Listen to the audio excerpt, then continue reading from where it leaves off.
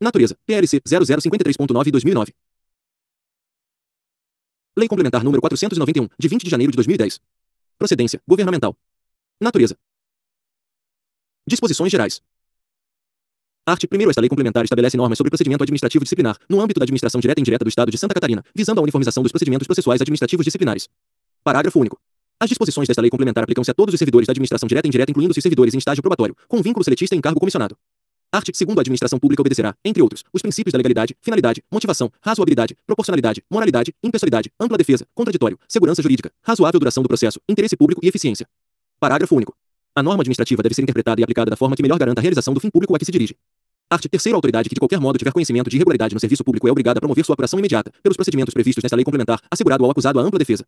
Primeiro caso, a autoridade não tem a competência legal para determinar a instauração de processo para a apuração do fato, incumbe diligenciar, junto à autoridade própria, no sentido de que a providência se verifique.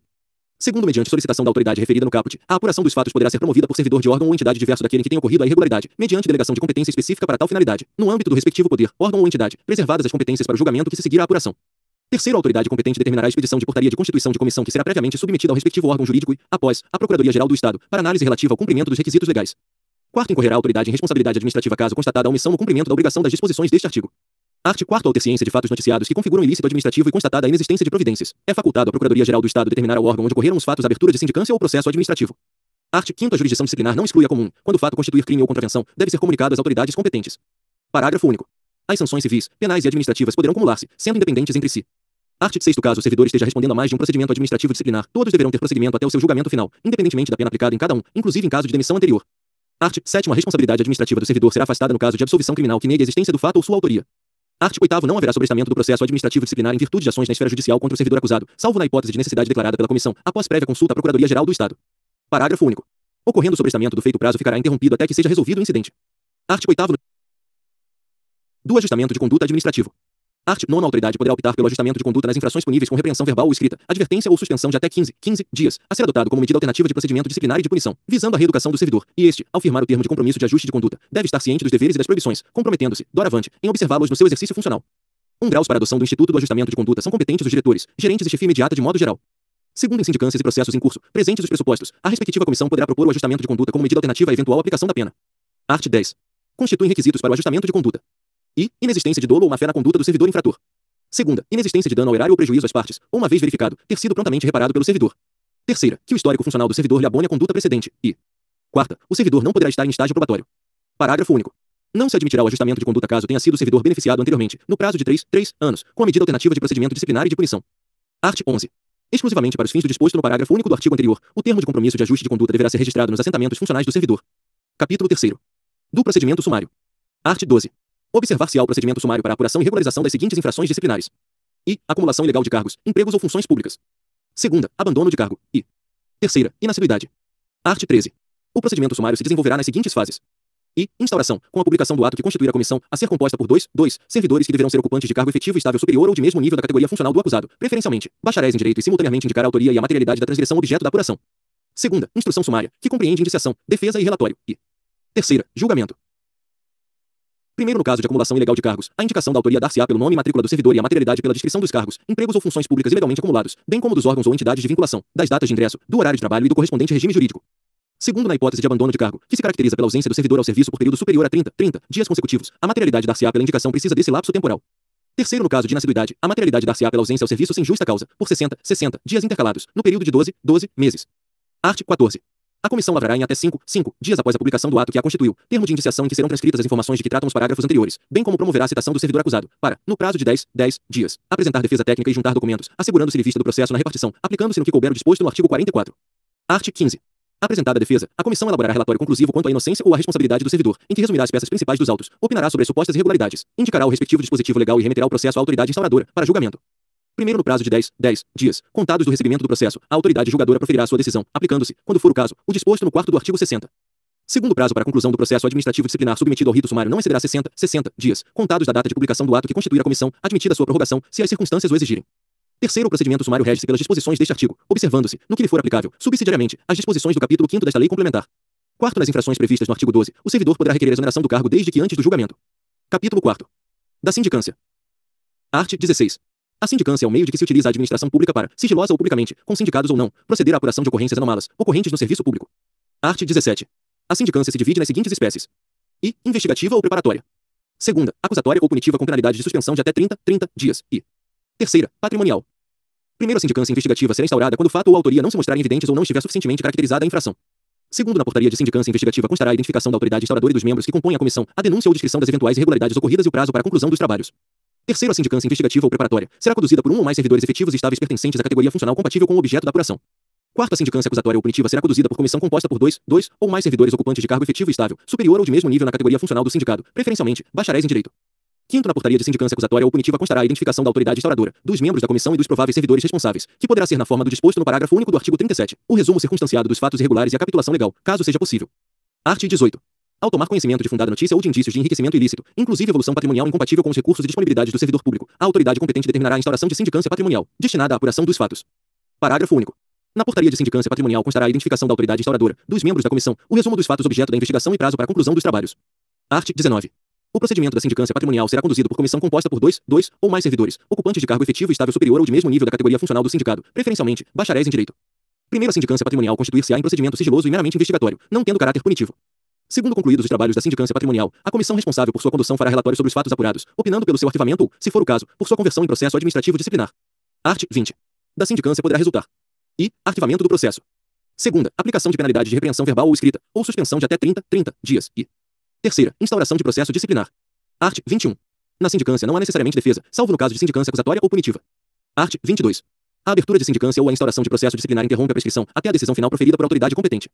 Art. 23. Os autos de sindicância, como peça informativa, poderão integrar o processo disciplinar. Parágrafo único. Na hipótese de o relatório da sindicância concluir que a infração está capitulada como ilícito penal, a autoridade competente encaminhará cópia dos autos ao Ministério Público, independentemente da imediata instauração do processo disciplinar. Art. 24. O prazo para a conclusão da sindicância não excederá 30 dias, podendo ser prorrogado por igual período, a critério da autoridade superior, observado o disposto no parágrafo único do artigo 30. Capítulo V. Do processo disciplinar. Art. 25. O processo disciplinar é um instrumento destinado a apurar responsabilidade de servidor estável, em estágio probatório, com vínculo seletista em cargos comissionados, por infração praticada no exercício de suas atribuições, ou que tenha relação com as atribuições do cargo em que se encontra investido. Primeiro, o período do estágio probatório ficará suspenso com a instauração de qualquer procedimento administrativo disciplinar. Ver a DIN TJSC 50338682 75.2024.8.24.0000, 7 de fevereiro de 2025. Segundo, sempre que o ilícito praticado pelo servidor ensejar a imposição de penalidade de suspensão por mais de 30 dias, demissão, cassação de aposentadoria, disponibilidade e destituição de cargo em comissão, será obrigatória a instauração de processo disciplinar. Art. 26. Verificando-se necessária a aplicação da penalidade, o processo disciplinar será instaurado independentemente de sindicância, quando houver confissão lógica ou forem evidentes a autoria e a materialidade da infração. Art. 27. O processo disciplinar será conduzido por comissão composta de três servidores ocupantes de cargo efetivo estável superior ou de mesmo nível na categoria funcional do acusado, preferencialmente, bacharéis em direito, designados pela autoridade competente, que indicará, dentre eles, o seu presidente. Parágrafo único. A comissão terá como secretário servidor designado pelo seu presidente, podendo, excepcionalmente, a indicação recair em um de seus membros. Art. 28. A comissão exercerá suas atividades com independência e imparcialidade, assegurado o sigilo necessário à elucidação do fato ou exigido pelo interesse da administração. Primeiro, as reuniões da comissão terão caráter reservado, sendo que as audiências serão públicas. Segundo, a comissão, sempre que necessário, dedicará todo o tempo ao processo disciplinar, ficando seus membros e secretário, em tais casos, dispensados das atividades no órgão até a entrega do relatório conclusivo. Terceiro, as reuniões da comissão serão registradas em atas que deverão detalhar as deliberações adotadas. Art. 29. Constatando-se que um dos membros da comissão está em licença médica ou em caso de afastamento de extrema necessidade, o presidente solicitará à autoridade instauradora a imediata substituição. Parágrafo único. Os membros da comissão que derem motivo para postergação ou não cumprimento de prazo serão responsabilizados administrativamente. Art. 30. Todas as autoridades administrativas, civis ou militares, independentemente de grau hierárquico, assim como todos os funcionários, servidores e agentes públicos, dos órgãos e entidades da administração pública estadual direta e indireta, devem conferir prioridade ao atendimento das requisições das comissões de processo administrativo disciplinar. Primeiro, o atendimento às requisições das comissões processantes deve ocorrer dentro do prazo máximo de 5 dias, se outro prazo nelas não houver sido fixado, levando-se em conta a preclusão dos atos processuais, assim como a natureza e o grau de complexidade do objeto da requisição. Segundo, as repartições públicas poderão fornecer todos os documentos em meio eletrônico conforme disposto em lei, certificando, pelo mesmo meio, que se trata de extrato fiel do que consta em seu banco de dados ou do documento digitalizado. Terceiro, a inobservância do disposto no primeiro constitui falta de exação no cumprimento de dever funcional e, vindo em prejuízo do interesse público, importará em responsabilidade administrativa, civil e penal. Seção I. Dos impedimentos. Art. 31. É impedido de atuar em processo administrativo como presidente ou membro da comissão, o servidor ou autoridade que I. Esteja em estágio probatório ou exerça exclusivamente cargo em comissão.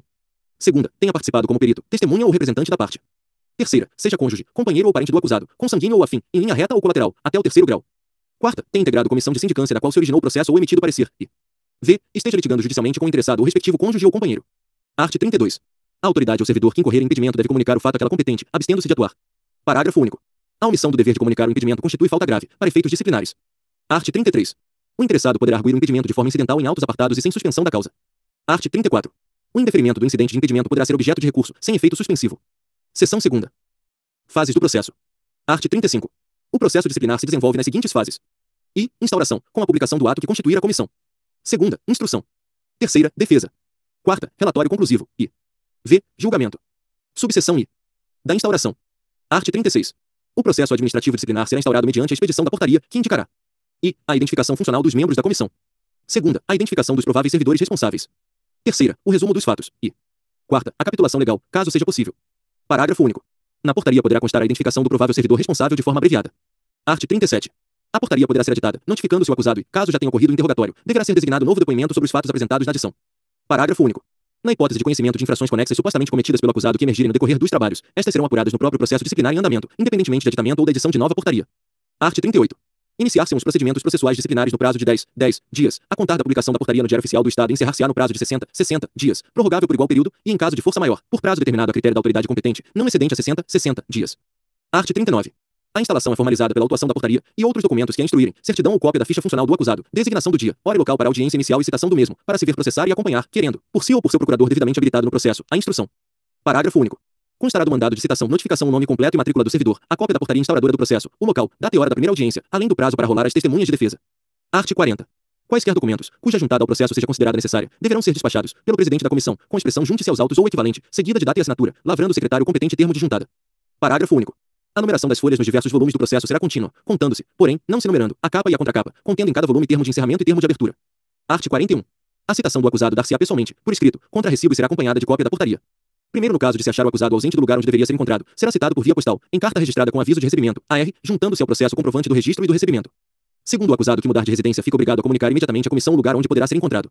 Art. 42. Quando, por três vezes, o membro da comissão processante houver procurado o acusado em seu domicílio ou residência, sem o encontrar, deverá, havendo suspeita de ocultação, intimar a qualquer pessoa da família, ou em sua falta qualquer vizinho, que, no dia imediato, voltará, a fim de efetuar a citação, na hora que designar. Primeiro, no dia e hora designados, o membro da comissão comparecerá ao domicílio ou residência do acusado, a fim de realizar a diligência. Segundo, se o acusado não estiver presente, o membro da comissão procurará informar-se das razões da ausência, dando por feita a citação, ainda que o acusado se tenha ocultado. Terceiro, da certidão de ocorrência, o membro da comissão deixará contrafé com pessoa da família ou com qualquer vizinho, conforme o caso, declarando-lhe o nome. Quarto, feita a citação com hora certa, a comissão enviará ao acusado carta registrada com aviso de recebimento, AR, dando-lhe de tudo ciência. Art. 43.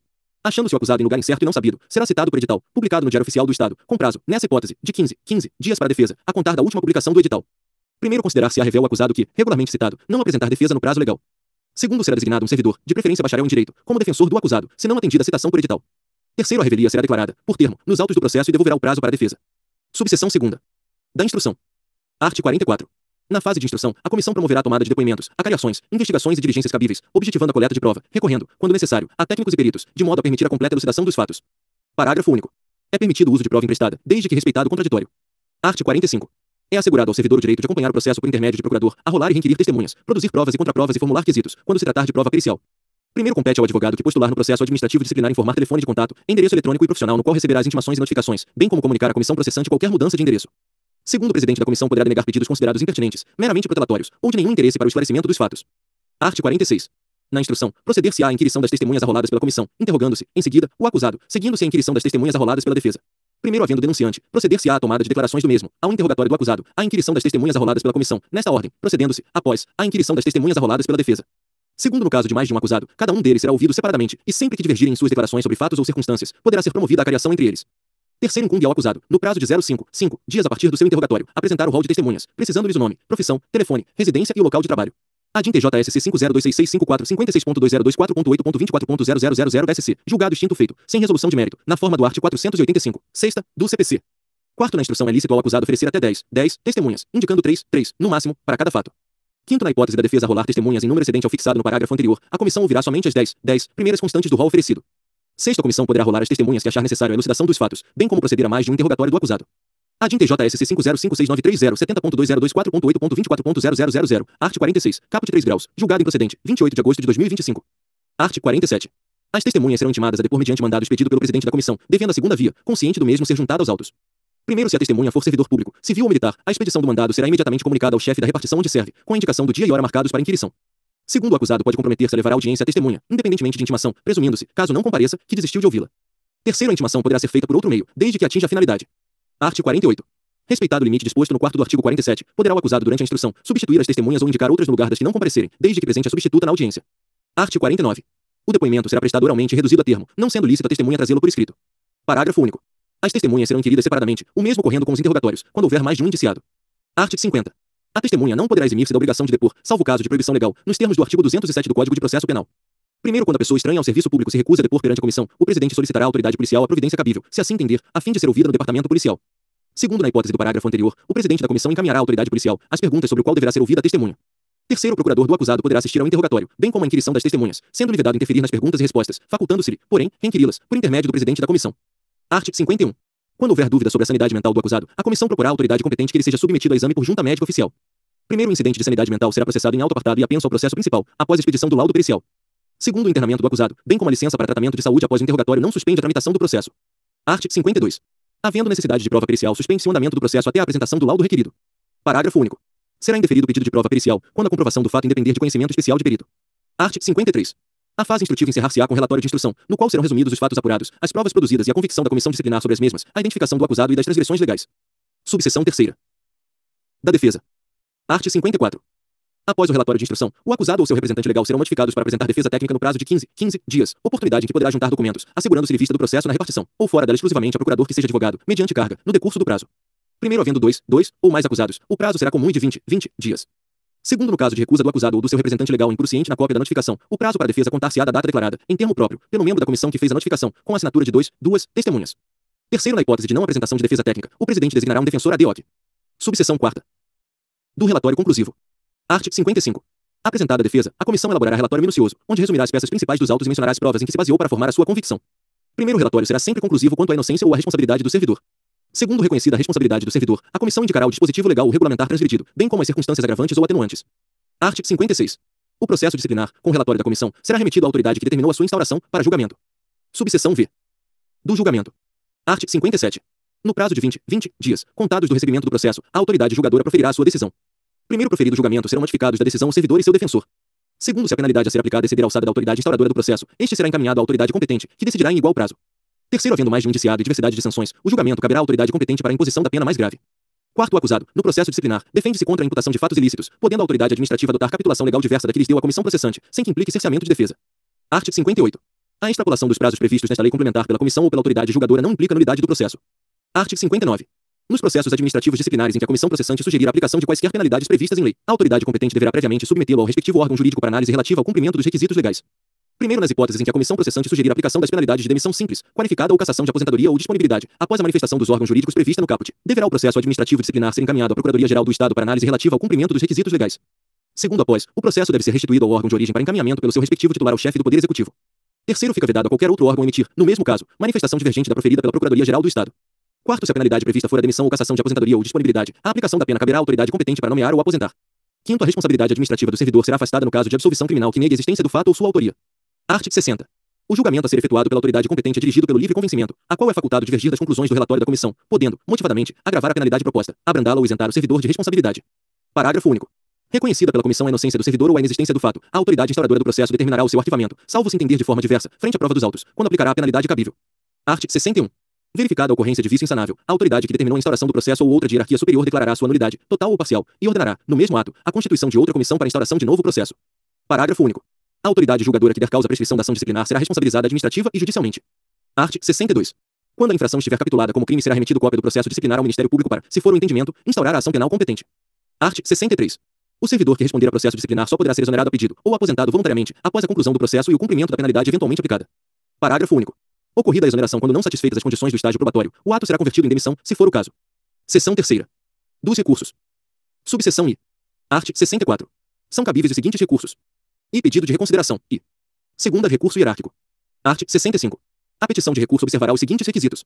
I. Será dirigida à autoridade com competência para decidir e protocolizada no órgão no qual tramita o processo principal, devendo neste ser juntada. Segunda, trará a indicação do número do processo, o nome, qualificação e endereço do recorrente. Terceira, conterá a exposição, clara e completa, das razões da inconformidade e... Quarta, conterá o pedido de reforma da decisão recorrida. Art. 66. Os recursos serão recebidos no efeito meramente devolutivo, salvo se, a juízo da autoridade competente, for concedido efeito suspensivo. Parágrafo único. Nas hipóteses em que a penalidade aplicada for de demissão simples, qualificada ou cassação de aposentadoria ou disponibilidade, após a manifestação do respectivo órgão jurídico sobre o recurso interposto, deverá o processo administrativo disciplinar ser encaminhado à Procuradoria-Geral do Estado para análise relativa ao cumprimento dos requisitos legais. Art. 67. O pedido de reconsideração não poderá ser renovado. Art. 68. O recurso hierárquico será dirigido à autoridade imediatamente superior àquela que julgou o processo. Art. 69. Caberá recurso hierárquico. I. Do indeferimento do pedido de reconsideração. I. Segunda, quando as circunstâncias demonstrarem a inadequação da penalidade aplicada. Art. 70. O prazo para interposição de pedido de reconsideração é de 30 dias, e do recurso hierárquico é de 60 dias, a contar da publicação ou da ciência da decisão recorrida pelo interessado ou defensor. Art. 71. São peremptórios e improrrogáveis os prazos estabelecidos nesta seção, salvo motivo de força maior. Art. 72. Ao decidir o pedido de reconsideração ou recurso hierárquico, a autoridade poderá provê-los total ou parcialmente, motivando as razões de decidir. Parágrafo único. Os pedidos de reconsideração e os recursos hierárquicos que forem providos darão lugar às retificações necessárias. Seção 4ª. Da revisão. Art. 73. Caberá a revisão da decisão que puniu o servidor com demissão ou cassação de aposentadoria, quando e se aduzirem fatos novos ou circunstâncias suscetíveis de justificar a inocência do punido. Segunda, quando a decisão revista for contrária a texto expresso em lei ou a evidência de fatos novos, modificativos e extintivos da punição. E terceira, na hipótese da decisão proferida se fundar em depoimentos, exames ou documentos comprovadamente falsos ou eivados de vícios insanáveis. Parágrafo único. O ônus da prova caberá ao requerente. Art. 74. O direito de propor a revisão se extingue em 2 anos, contados do fim do prazo para interposição do recurso hierárquico, observado o artigo 70. Primeiro, quando a revisão não se fundar nos casos contidos no elenco do artigo anterior, será indeferida, desde logo, pela autoridade competente. Segundo, a simples alegação de injustiça da penalidade não constitui fundamento para a revisão, que requer elementos novos ainda não apreciados no processo. Terceiro, nas hipóteses em que a penalidade aplicada for de demissão simples, qualificada ou cassação de aposentadoria ou disponibilidade, após a manifestação do respectivo órgão jurídico sobre o pedido de revisão interposto, deverá o processo administrativo disciplinar ser encaminhado à Procuradoria-Geral do Estado para análise relativa ao cumprimento dos requisitos legais. Art. 75. O processo originário acompanhará, obrigatoriamente, a petição da revisão. Capítulo 6º. Do afastamento preventivo. Art. 76. Como medida cautelar e a fim de que o servidor não venha a influenciar na apuração da irregularidade, a autoridade instauradora do procedimento administrativo disciplinar poderá determinar o seu afastamento do exercício do cargo, pelo prazo de 60 dias, sem prejuízo da remuneração. Primeiro, o afastamento poderá ser prorrogado por igual prazo, fim do qual cessarão os seus efeitos, ainda que não concluído o processo. Segundo, deverá constar da portaria de afastamento a determinação de que o servidor afastado ficará à disposição do órgão ao qual é vinculado, bem como da comissão processante durante o horário normal do expediente, em local certo e conhecido, a contar da ciência do ato. Terceiro, não atendimento pelo servidor acusado à determinação disposta no parágrafo anterior configura a prática de nova irregularidade e impõe a instauração de novo procedimento administrativo disciplinar. Quarto, não cumprimento será informado ao setor de pessoal e os dias ausentes serão descontados. Quinto, é facultado ao órgão, dependendo da infração cometida, designar o servidor acusado para ter exercício em outro setor até o término do procedimento administrativo disciplinar. Capítulo 7º. Disposições finais. Art. 77. Extinta a punibilidade pela prescrição, a autoridade julgadora determinará o registro do fato nos assentamentos individuais do servidor. Art. 78. Serão assegurados transporte e diárias aos membros da comissão e ao secretário, quando obrigados a se deslocarem da sede dos trabalhos para a realização de missão essencial ao esclarecimento dos fatos. Art. 79. Deverá ser remetida, anualmente, à Procuradoria-Geral do Estado a relação de todos os procedimentos administrativos disciplinares pelos órgãos da administração direta e indireta.